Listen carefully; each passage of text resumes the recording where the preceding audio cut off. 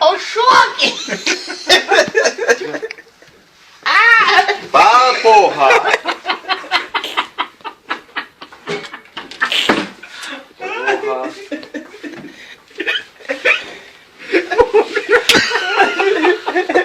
Para!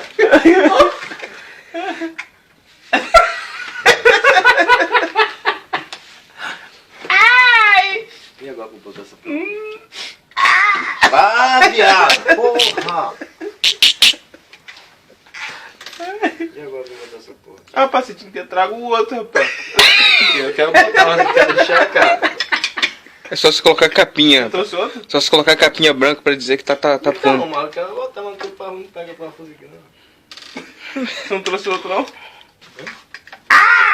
Ô, meu, que você encaixava nessa paradinha de Eu metal. sei, porra, mas essa caixinha, essa peça que levava, foi aqui, ó.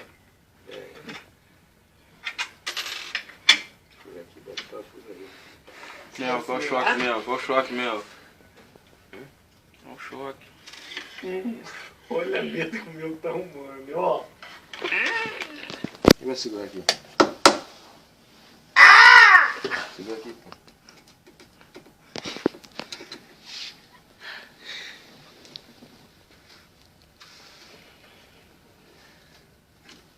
Segura aqui, pô.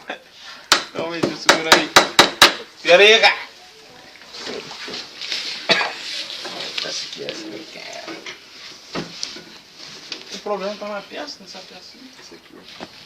O nego aqui também não tem televisão mais.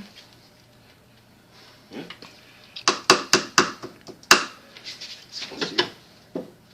Peraí, eu vou contar. Peraí, eu vou.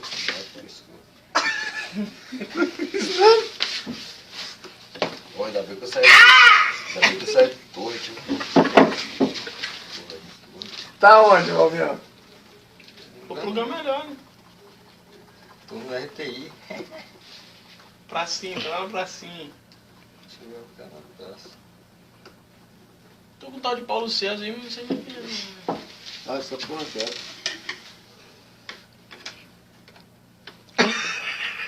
Onde você colocou o fio daí, doido? Qualquer coisa fala que. Cadê o fio de dentro? Tirar aí, não faz gente não. Ah, não, tira aqui.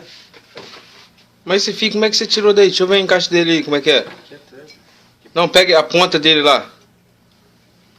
É um fio, pô. Não, eu quero ver como que é o encaixe. Tá bom que essa porra Sei, aqui ainda Ah, não, tá. peça de antena. achou aqui, não.